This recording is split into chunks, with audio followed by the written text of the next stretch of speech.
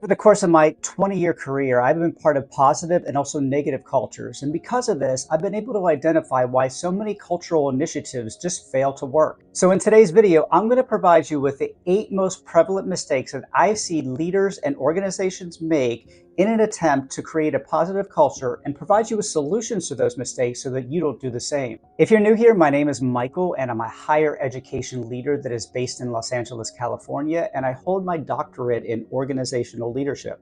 Over the course of my 20-year plus career, I've dealt with many challenging situations facing leaders today.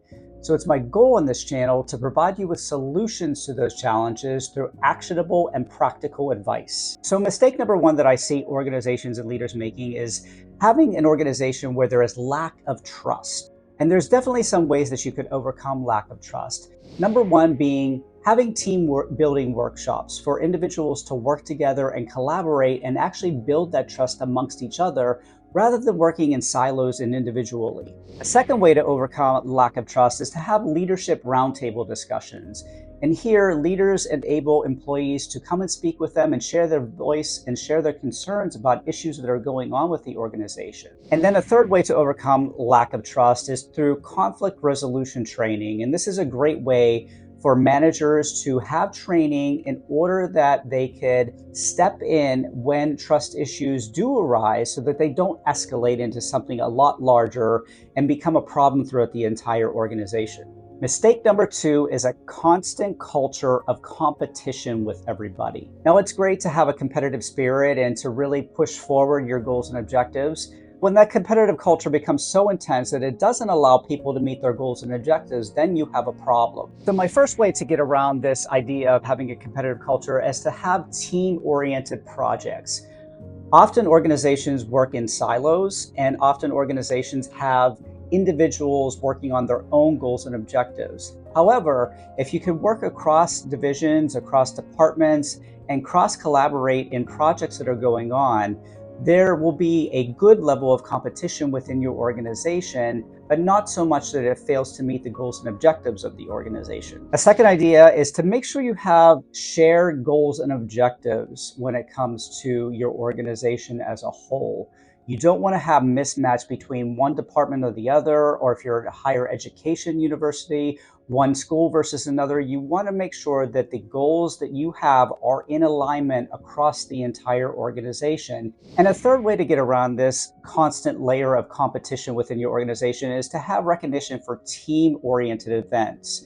That way, the organization and the people within it know that the organization values team effort and that there doesn't need to be a level of competition because those efforts will be rewarded. Mistake number 3 that I see often is a culture of dishonesty, hypocrisy, and unfairness. One high-level way of overcoming this level of dishonesty and distrust within the organization is to make sure that you're having ethics training on a regular basis. That way, employees know that your organization truly embraces a culture that is honest. A second way to overcome dishonesty within your organization is to make sure you have value alignment training. And this is really important during the hiring process to make sure that the people that you're hiring within your organization hold to the same values of the organization.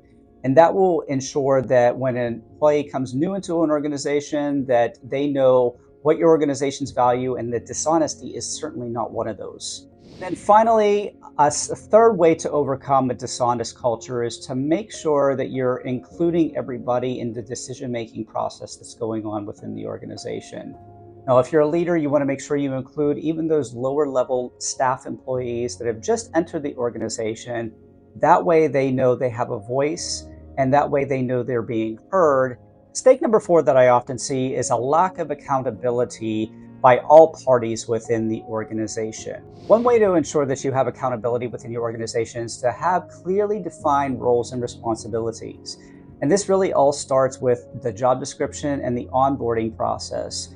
You want to make sure you onboard your employees so they know clearly what their roles and responsibilities are, and that way they can be accountable from day one. A second way to overcome accountability issues is to make sure you have individual development plans for the employees within your organization.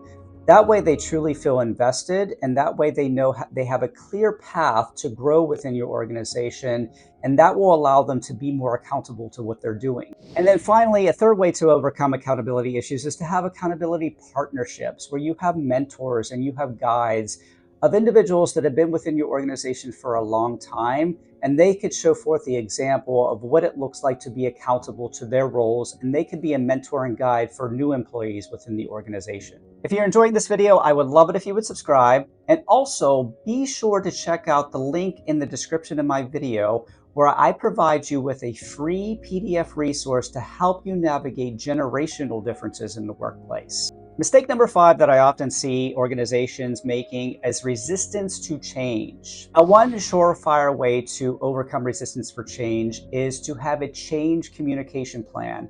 Often change fails simply because it's not communicated enough.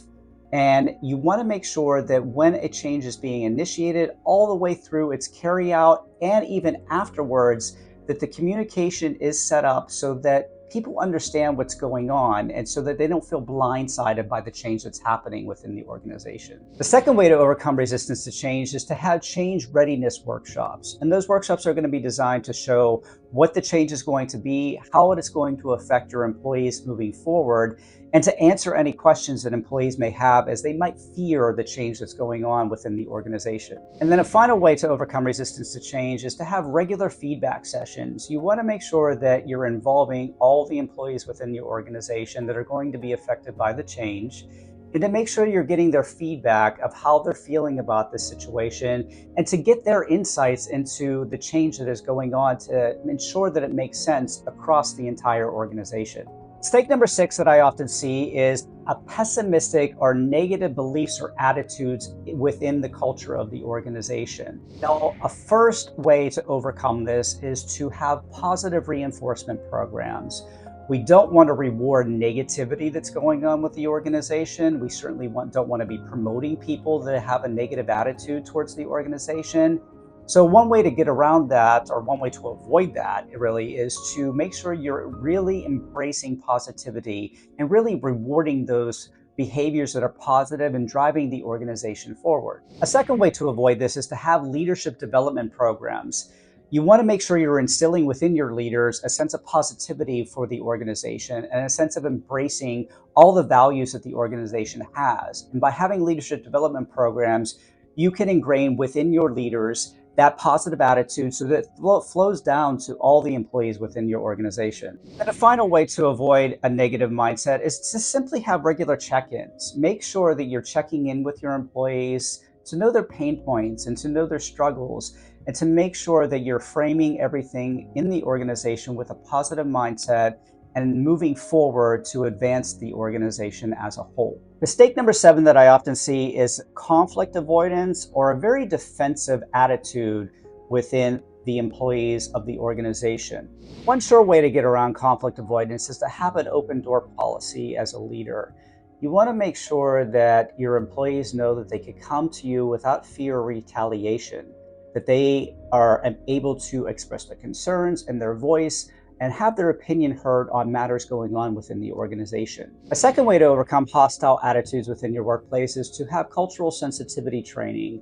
This will ensure that you embrace diversity within your workplace and that employees embrace people with different perspectives and a different mindset within the entire organization. And the third way to avoid this is through conflict awareness campaigns. Here you really want to have your leaders in HR and other leaders within your organization really exemplifying conflict resolution and not avoidance. We want to make sure that people's voices are being heard. And when there are conflicts, we don't want to be seen as an organization that's going to completely ignore things, swipe things under the rug. We want to make sure we're taking these things head on and doing it so in a positive way. And finally, mistake number 8 that I often see is authoritarian leadership. Well, nobody wants to work in an authoritarian type of organization where you're having a lot of bureaucracy and you're also having a lot of micromanaging going on within your organization. Now, one way that I've really seen this work is to have 360-degree feedback for your leaders and other employees within the organization. That will give an anonymous way for employees and their supervisors to give feedback that is comprehensive and seen from the full picture. So you're able to give feedback, and then your subordinates are also able to give feedback to you so that they can voice their concerns in a safe manner. A second way to avoid authoritarian leadership is through coaching and mentorship initiatives. When a leader comes new into the organization, it's really important to mentor them in a way that shows that authoritarian leadership is just not going to be tolerated within this organization, and exemplify by other leaders what it looks like to be a leader and to be an inclusive leader within the organization. And then a final way to avoid authoritarian leadership is to have leadership roundtable discussions. And again, we talked about this prior in this video, where we're giving that open door policy and having the ability to share your concerns with leaders, and to make sure that you as a leader are able to be open and honest and transparent about everything that's going on within the organization, and really giving your employees a voice. So I hope this video provides you with some practical and actionable advice on creating a positive culture for your organization.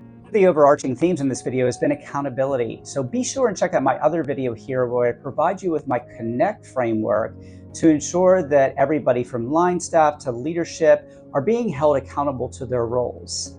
That's all for this week, everybody. I will see you in the next video. Bye-bye.